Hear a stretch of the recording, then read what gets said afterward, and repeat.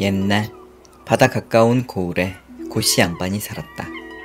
날이 무척 더운 여름날이었다. 좋은 가문과 풍족한 재산을 가진 그는 학식도 깊어 벼슬길에도 일찍 올랐다. 게다가 착한 아내까지 얻었는데 이 더운 날에도 고씨의 최애 반찬인 숯불 생선 구이를 위해 그 뜨거운 불 앞에서 손수 구우며 남편을 지극정성으로 내조하는 여자였다. 고씨 또한 그런 아내를 어찌 예뻐하지 않을 수 있겠는가. 부럽다 저 양반. 다 가졌구나. 다 가졌어. 냥냥. 그러게. 금수저에 돈도 많아. 아내도 착해. 에헤. 전생에 무슨 덕을 쌓았길래 저럴꼬. 그렇게 그는 모두가 부러워하는 삶을 살고 있었다. 그런데 어느 날 고씨 집안은 발칵 뒤집혔다.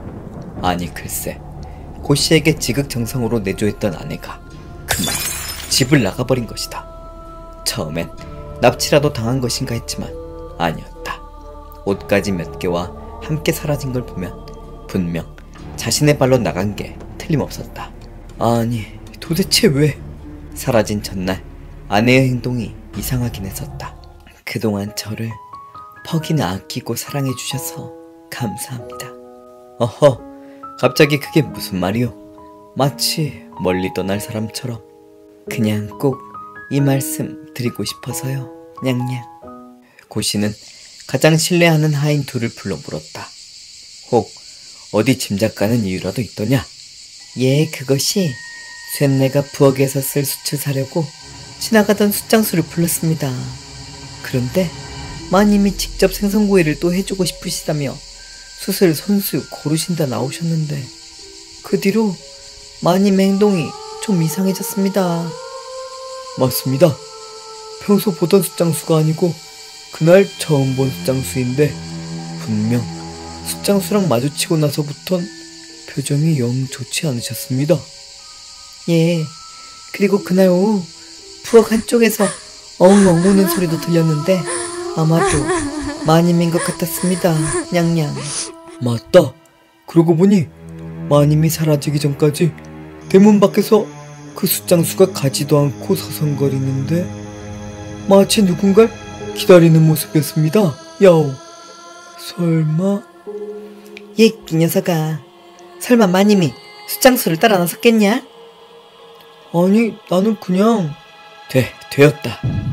내 사정을 알기 전까지 그 입 꼭 다물거라. 알겠느냐? 예이. 숫장수라니. 하인들의 말을 종합해보면 정황상 분명 그 처음 봤다던 숫장수와 연관이 있는 게 틀림없었다. 그렇다면 혹 그 숫장수를 따라 나서기라도 했단 말인가? 그런데 그게 말이 되는 소린가? 자신의 가문이 어딜 가도 빠지긴 하는가? 아니면 재산이 부족하기라도 한가? 그 무엇 하나 부족함 없이 잘 지내던 부인이 도대체 뭐가 부족해 숫장수 때문에 집을 나갔단 말인가? 억울한 것도 억울한 거지만 그것보다 도대체 왜 집을 나간 건지 그것이 궁금해 참을 수가 없구나. 냥냥. 하지만 집 나간 아내를 찾아달라고 부끄럽게 그 누구에게 부탁하겠는가? 고씨는 자신이 직접 아내를 찾기 위해 집을 나섰다. 단서는 오직 그날 방문했다던 처음 본 숫장수였다. 고씨는 그렇게 여기저기 수소문하며 그 숫장수가 산다는 곳을 찾아가기 시작했는데 자신이 생전 가보지도 않았던 지역까지 오게 되었다. 그놈이 인물이 좋은 건가? 아니면 몸짱인가? 에휴, 그런데 신기하구나. 내 이쪽 지방은 분명 생전 와본 적이 없거늘 어찌 이리 익숙할꼬. 아마도 저 언덕 뒤엔 이렇게 소나무 세 그루가 있고 그렇지. 그리고 여기에서 좀 더 들어가면 그래 이렇게 샘 옆에 널찍한 바위도 하나 있었지. 냥냥. 내 여기서 종종 목욕을 응? 내가 무슨 말을 한 거지? 그리고 아마 저리 내려가면 분명 마을로 가는 길이 나오리라. 그것 참 신기한 일이라며 마을로 향하는 길을 걷기 시작했는데 그곳에서 멀지 않은 곳에 허름한 초가집이 보였다. 날씨가 너무나 덥구나. 목이나 축여야겠다. 고씨는 잠시 목이나 죽일 겸 그 집으로 향했다. 그렇게 그 집 앞에 서는데 익숙한 목소리가 들려오는 것이 아닌가. 제가 할게요. 바로 자신의 아내의 목소리였다. 그리곤 문 안쪽에서 웃음꽃이 피는데 행복함이 물씬 묻어나오는 소리였다. 분노에 몸을 부르르 떨며 문을 벌컥 열고 들어간 고씨.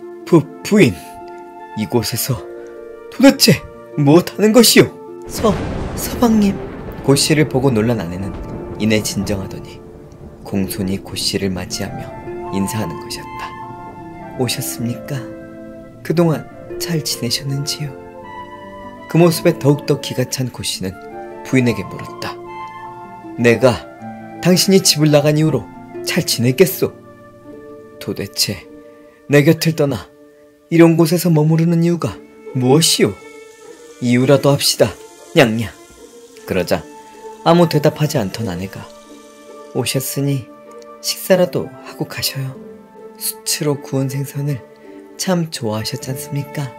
그러곤 숫장수와 함께 식사를 준비하는데 고씨는 그 모습을 물끄러미 바라볼 수밖에 없었다.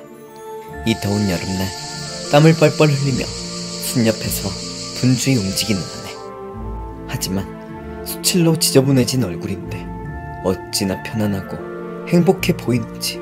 나와 함께 지내는 동안도 행복했다지만 저렇게까지 행복한 표정을 지은 적이 있던가.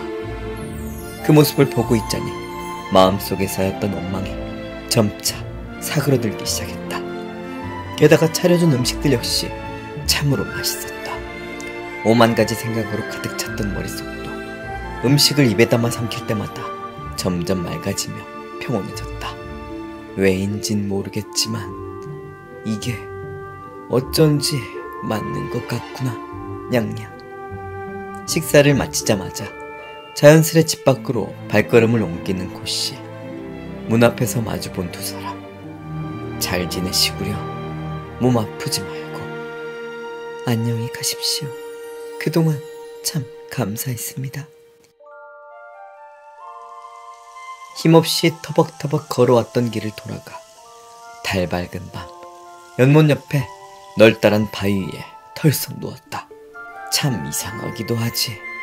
분명 처음 온 곳인데 이리도 익숙한 곳이라니. 그러곤 살랑살랑 여름밤의 더위를 식혀주는 밤바람에 스르륵 잠이 들었다. 뭐 하는가 자네? 나야. 부인을 찾으러 왔다가. 부인이라니 무슨 소린가? 하하. 우린 부처님의 가르침을 따르는 승려 아닌가? 맞다. 그랬지. 난 승려이고 이곳에 몸을 씻으러 나왔지. 나 여기서 금방 몸만 씻고 가겠네. 그러시게나. 늦지 않게 오게. 알겠네, 냥냥. 그렇게 옷을 벗다가 자신의 옷 속에 숨어있는 벼룩 한 마리를 보았다. 하지만 평소 살생을 하지 않는 착한 마음의 소유자였던 터라 죽이지 않고 조용히 바위 옆에 내려주었다. 아마 그동안 내 몸에서 잘 지냈으니 이제 다른 곳에 가서 지내려무나. 그렇게 놓아준 벼룩은 한참 뒤 지나가던 멧돼지의 몸에 옮겨 붙었는데 그 몸에서 평생을 편안하게 살게 되었다. 그리고 목욕을 마치고 돌아가던 스님은 마침 나무에서 떨어진 까마귀 새끼새 한 마리를 구해 길렀는데 그 새는 다 자라고도 스님 곁을 떠나지 않고 한평생 지냈다. 에치! 내 이 바위 위에서 잠이 든 것이로구나. 헌데 방금 그 꿈은 무엇이란 말인가? 꿈이라기엔 너무나 생생하구나. 그러고 보니 바로 이 장소가 꿈속의 그 장소가 아닌가? 정말 신기하구나. 내가 전생에 스님이기라도 했단 말인가? 이제 돌아가야겠구나. 그렇게 돌아간 고씨는 그로부터 바로 좋은 혼처를 추천받아 새장가를 들게 되었는데 새 아내 또한 고씨를 지극정성으로 모시는 참한 여자라 그 뒤로 아주 행복하게 살았다고 한다. 될 놈만 되는 세상이구나. 그러게 첫 번째 아내 집 나갔다 해서 고소해 했더니 곧바로 저리 좋은 혼처를 얻다니. 에휴 냥냥. 그렇다. 고씨는 전생에 살생을 하지 않으며 덕을 많이 쌓던 스님이라 다음 생에는 아주 귀한 집안의 자제로 태어난 것이고, 첫 번째 아내는 전생의 벼룩이었는데 전생의 고씨 몸에 깃들었던 인연으로 아내가 되어 은혜를 갚던 중이었다. 하지만 고씨가 중간에 떼어서 내려놓았던 탓에 인연이 끊어져 고씨 아내로서 머물지 못하고 전생의 멧돼지였던 수장수에게 나머지 평생 동안의 은혜를 갚기 위해 떠난 것이었다. 그리고 두 번째 아내는 전생에서 구해줬던 까마귀인데 후생에서 고씨의 아내가 되어 자신을 돌봐주었던 은혜를 평생 갚으며 살았던 것이었다. 이처럼 끈끈한 부부의 연이란 게 누군가에 입었던 큰 은혜를 갚기 위해 맺어지는 아름다운 인연이라 할 수 있으니 자신 곁에 배우자를 소중히 여기며 살아야겠다. 구독자 여러분과 전설의 곤양도 보통 인연이 아니기에 이렇게 만났을 것인데 구독, 좋아요, 댓글 많이 달아주시고 복 많이 받으십시오. 냥냥. 감사합니다.